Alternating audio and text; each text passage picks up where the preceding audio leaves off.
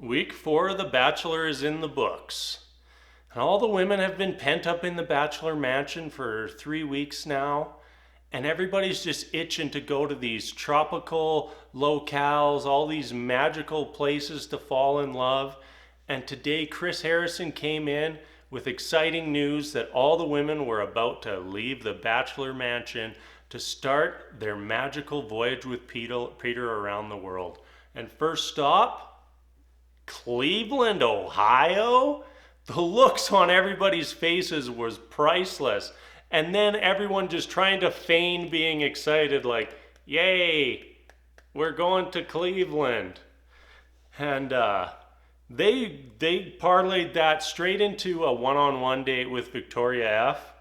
That had even some more exciting news for Victoria when she got to find out that her ex-boyfriend was the musical act for the date. You know, that was a dirty, dirty move by the producers. Like, they knew. Like, we could see the camera angles of when she's walking in, and everything is just zoomed in on her face, just waiting to see her reaction, seeing that they had her ex-boyfriend at her date. That was just, that's just a low blow, Bachelor. And to top it off, Victoria F did not handle the situation very well. I mean, if that's me and I'm walking into that room and I see my ex at the other end, I'm noping out of that situation real fast. There's no way I'd be doing that. And you could tell she felt terrible about it. I mean, she didn't know if she should tell Peter about it. And when she finally did, you could tell by her reaction, she thought she was just going to go home. But the good news is, we all know Peter loves rewarding drama with roses, so that's not an issue. The more drama you bring to the table, the further you're going to go this season. After Victoria's date, we headed on to a massive group date for the week, 13 women. And it was a pretty awkward affair as well. We had everybody playing football. And the idea was, we'll split into two teams. Winning team gets to go on an after party with Peter.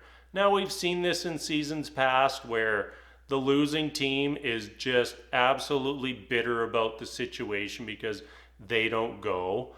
Or the bachelor or bachelorette just ends up letting everybody go to the after party, and then everybody who won is just pissed off. Well, we had a slightly different turn of events this week where it ended up being a tie. It was a tie, so everybody went. And we get to the after party. Everyone is stressed about getting their time with Peter. 13 women, all trying to spend one-on-one time with Peter in a limited amount of time. And what happens next? Alayah is back. Oh. And don't worry, she hasn't had a change of heart. She's still the same person she always was. And it initially seemed like she was just on her way back to do a kamikaze mission to destroy Victoria P's time on The Bachelor. She came in hard, making accusations about Victoria P being a liar and bringing up all this stuff, examples of how they were more friends than Victoria P let on. And it did seem like Victoria P definitely got at least caught in a little bit of a lie, because she had told Peter that they had only spent 3 hours together, and it wasn't quite clear if she was just referencing the time during the Miss USA pageants, but Alayah made it very clear that they spent time together outside and even went to Vegas together. So yeah, that started really blowing up in Victoria P's face. Peter's a mess. Peter doesn't know what to do, but there was some drama. So Peter does what he always does in dramatic situations, and he sat down with all the women and he hands Alayah a rose. And to top it all off, out of those 13 women that were initially on the group date, I think only Victoria P and Sheehan actually got time with Peter. So after that, we go into what initially I was dreading as my least favorite part of the week, and that was a one-on-one date between Kelsey and Peter. And the date starts, and Peter immediately addresses the situation with Alayah. And I don't know who took over Kelsey's body, but that response was beyond out of character from what we've seen from her this weekend.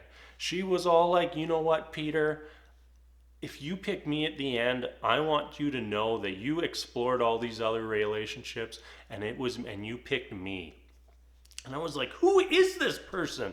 This is the person who lost their mind over a champagne bottle. A champagne bottle that we just haven't even been able to leave him behind in the past 4 weeks in. And now the Wicked Witch of the West comes back after being kicked off, and Kelsey's just like, oh yeah, no worries. Just as long as you're happy in the end, Peter, that's all that really matters to me. What, Kelsey? Whoa, mind blown. New Kelsey 2.0. If this is the Kelsey we're going to see for the rest of the season, she might actually suddenly become a front runner to make it right to the end, which is not something I would have said after the first 3 weeks. And after a pretty normal, successful date, we finally got into our rose ceremony. And it was pretty clear that we were going to get cliffhangered tonight. I mean, that's no real surprise. But the women were ready to explode. Natasha and Deandra, they were not pulling punches with Peter. They went straight after him, saying how disrespectful it was to them and how pissed they were at not getting any time with him. And then we got right back into the Alayah drama. Peter brings out Victoria P, and she is not happy with him. Basically, from her point of view, she's now been labeled as the liar. She's been the one who there's no longer any trust between the two of them. And I was getting a vibe she was ready to go home, which was very shocking because after last week, she definitely would have been one of the strongest relationships. And then we start learning a little bit more about Alayah coming back and outing Victoria F and her relationship with Chase Wright. And I got thinking about this during the episode, and Alayah would have really had to go out of her way to find that information. Because you think that Victoria F date happened probably about a day before Alayah came back to the show. Like, she would have had to have been doing some major sleuthing to pull up all this dirt on everybody to bring back to the house. And what a dirty, dirty move. You know, I didn't like her before, and I like her even less now. Alayah, the sooner you can get off The Bachelor, the better. And I think for the first time in Bachelor history, we ended the week with more women than we started with. How crazy is that? The drama is at full force. I don't feel like Peter is anywhere even remotely closer to finding the woman of his dreams. And at this point, let's start bringing more women back. Let's bring Hannah Brown back. Let's get her in the house. Does Peter have any other long-lost exes that maybe have a little bit of a spark still left? Let's bring them all back. Oh, Bachelor Nation, another week in the books. Peter, I hope you find love, but you are not off to a fantastic start. Anyways, thanks for watching, and I will be back for more Bachelor later in the week.